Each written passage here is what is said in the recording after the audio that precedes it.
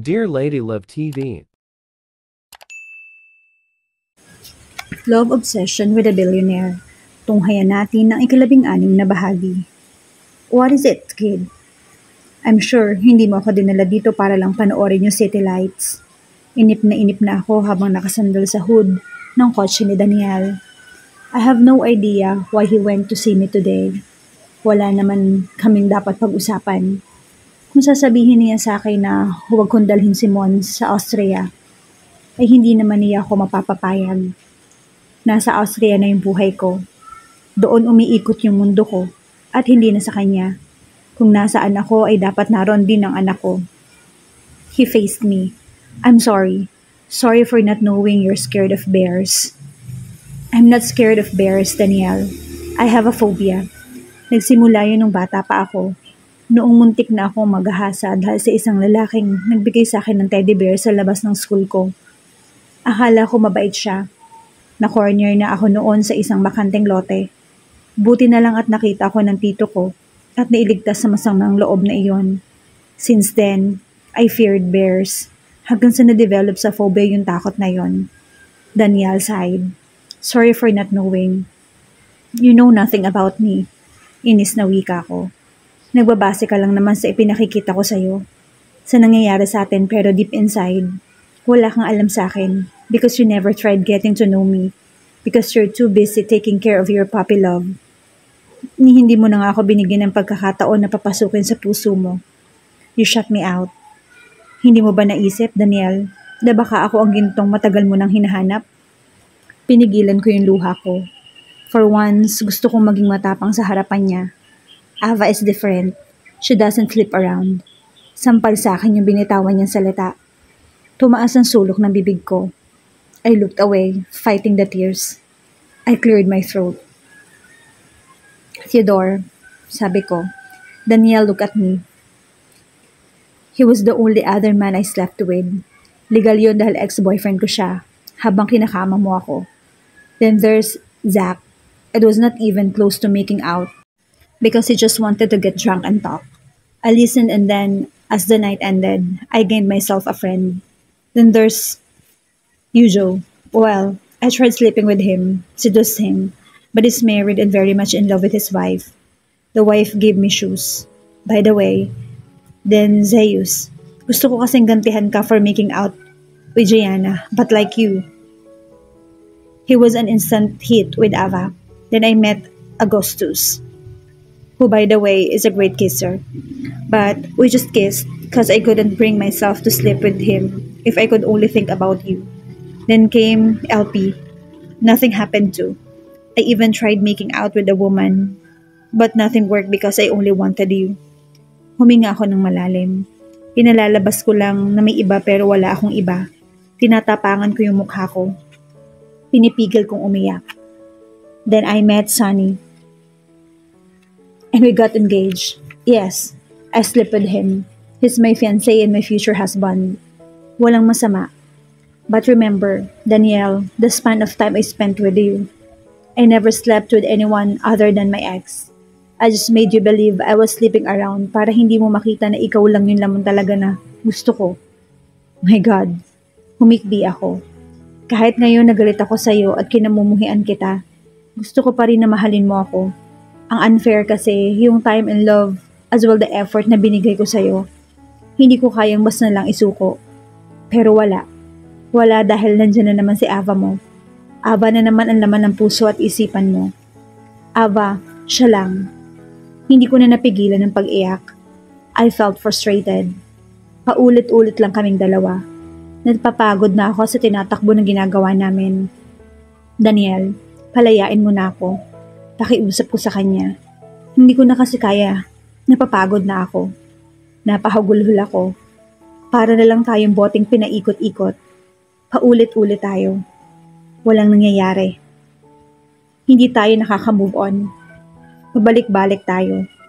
Ang gusto ko lang naman ay ang mahalin mo ako. Pero suko na ako. Napahawak ako sa dibdib ko. Suko na ako, Daniel. Marami nang nawala sa akin.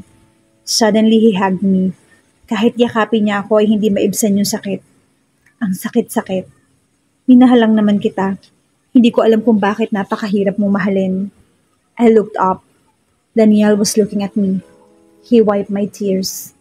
Kumunot yung noo ko nang hagkan niya ako sa labi. Napasinghap ako. The kiss was light and tingly. Napapikit ako. I missed his kisses and his touch. Mahal ko pa rin siya. Ang halik na yun ay nauwi sa yakap na mahigpit. Hindi na kita paiiyakin, Yela. Please stop hurting. Please. How I could stop hurting if he's not with me. Only he could stop the pain. That's the irony of love. The person who caused you pain is the same person who can stop it. Ganun na ba ako kasama? Inuuwi ko si Yela sa bahay. Nakatulog na kasi siya sa kakaiyak. I stared at her while he was asleep on my bed. Umiinom ako. Iniisip ko ang mga bagay na ginawa ko. Yes, I wasn't good to her. May ilang alaala lang ako na alam kong parehas na masaya kaming dalawa. Tagos na tagos lahat ng sinabi niya sa akin. Naikuyom ko yung palad ko.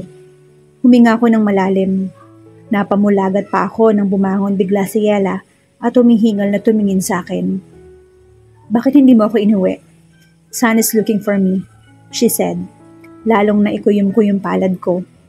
Tumayo at nagpunta sa tabi niya. I touched her face. Remember when we met to Maldives? Iyong unang gabi natin doon, I asked her. And you went crazy because of the ocean. Kasi yung tubig parang reflection ng nasa itaas. Hindi ko alam kung bakit ako naiyak. That's my favorite memory of you, Yela. Yung nakatingin ka sa dagat. Tuwang-tuwa ang mga mata mo. Then you look at me, like I am the most important person in the world. Ako ang nagpipigil na huminga. Hindi ko alam na ganoon pala ang pakiramdam. Yung parang hindi ka makahinga. I love the way Yela looked at me back then, but that changed. Sa tagal ng panahon, ngayon ko lang naisip ang pagbabago niya. Nagsimula yun sa tingin niya sa akin hanggang parang sa pakikipag-usap niya. I love the way you talk to me that night. Palagi mong pinararamdam na ako ang sentro ng lahat sa'yo. Daniel, bakit mo ba ginagawa to? Tanong niya sa akin. Umiling ako. Hindi ko rin alam. Gusto kong bumalik yung Yela, the playful, carefree, strong and happy young lady I met back then. I wanted her, pero ako rin naman ang may kasalanan kung bakit siya nawala. I broke. No, I damaged her. Ako ang halimaw na nagbago kay Yela at hindi ko kayang tanggapin ang katotohanan na ako ang nanakit. Oo, may responsibilidad si Yela. Alam niya kung ano kami pero sumobra ako. Hindi ko inisip yung nararamdaman niya o yung maaaring maging epekto sa kanya. I had always thought of Ava. Akala ko ayos kay Yela na pulos ganoon. Ang iniisip ko kasi noon, si Yela ang escape ko. Nakalimutan ko na wala siyang escape. Naaabuso ko siya. Nasaktan ko siya. I had always loved the way you smile. Hinawakan ko yung kamay niya. Iniisip ko ang mga nawala sa aming dalawa. Mayroon sa akin ngunit mas malaki ang nawala sa kanya. Nawala yung sarili niya nang mahalin niya ako. At kapag naiisip ko yon, parang hindi ako makahinga. Inilapat ko yung noo ko sa noo niya. Yela, hindi ko alam kung paano magiging sincere ito, but this is my sincerest at most apology. I am very sorry. Napahagulhol ako. I now realize how you spent your life with me. Nararamdaman ko ang panginginig ng kamay ni Yela sa mukha ko. She cupped my face and I just lost it. Umiyak ako. Hirap na hirap yung damdamin ko. Hindi ko alam kung paano maiibsan ang sakit na nararamdaman niya. I wanted her to stop hurting. Ako yung dahilan kung bakit siya nasasaktan. Ako ang dahilan kung bakit nandito ako. I knew she had her own flaws, pero mas malaki yung kasalanan ko. Hindi ko alam kung ano yung gagawin ko. Iyak lang ako ng iyak. Daniel, tinawag niya ako. Patawarin mo ako. I cried. Yela, I'm sorry. If I had known, I would have taken care of you. If I had known, but I didn't. I am stupid. I'm sorry. Daniel, bakit mo ba ginagawa to? Tanong niyang muli.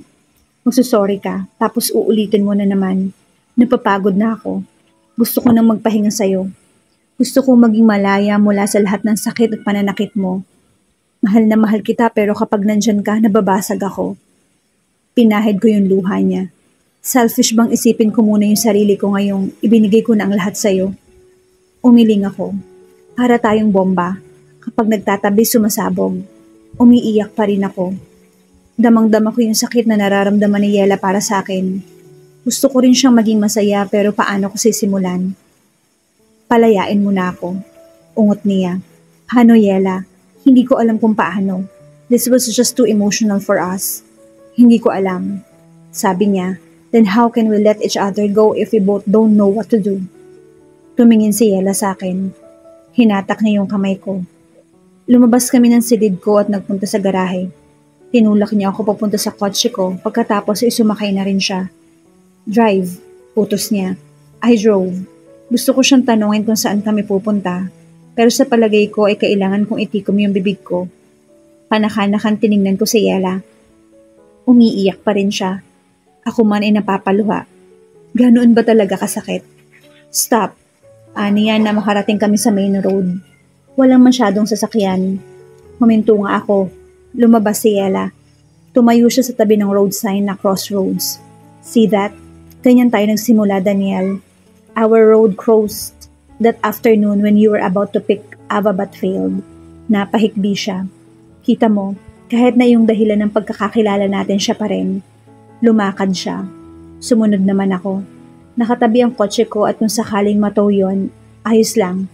Mas mahalaga si Yela. Lumakad siya ng lumakad hanggang makarating siya sa gitna. Tumabi siya sa road sign na two-way. When I fell in love with you, I imagined our love to be two-way, give and take, but it turned out to be this. I was the one giving and you were the one taking. Humakbang uli siya. And that idea love turned to be just one-way street. Yela, please. Humahakbang pa rin siya. Sunod lang ako ng sunod. Huminto siya sa sign na nagsasabi ng gentle curve. At first, you were gentle. You were lovable. But as the year passed by, you became this. Tinuro niya yung sharp curve sign. Hilam na ng luha ang mukha niya, pero hindi pa rin siya tumitigil. Lakad siya ng lakad. Naghahanap. Tila hindi mapakali. Gusto ko lang na yakapin siya at iuwi sa bahay. Pero kahit nasasaktan ako, hinawakan ko ang go sign. Go pa rin ako ng go kasi naniniwala ako na isang araw, you will turn right and find me interesting enough. But as the years passed, Daniel, nawawalan ako ng pag-asa. Muli siya naglakad. I know we both don't know what to do or how to stop this. And I'm very grateful for you because you want to free me. I want to free too. Para kasi akong ibon na nakakulong. She was breathing heavily. Napaupo siya. She settled on the sidewalk and cried. Naupo ako sa tabi niya. Inakbayan ko siya at hinaplos ng kanyang likod. Tama na, sabi niya. Tama na. Alam ko, Yela. I looked up and I saw the traffic lights. Nasa red light yon. Kinabig ko si Yela at tinuro sa kanya yung traffic lights. It's red and it means to stop. My tears were falling again. Hindi ko alam kung bakit masakit. Then the traffic light became yellow. Get ready. I waited for it to become green. Napaiyak na ako.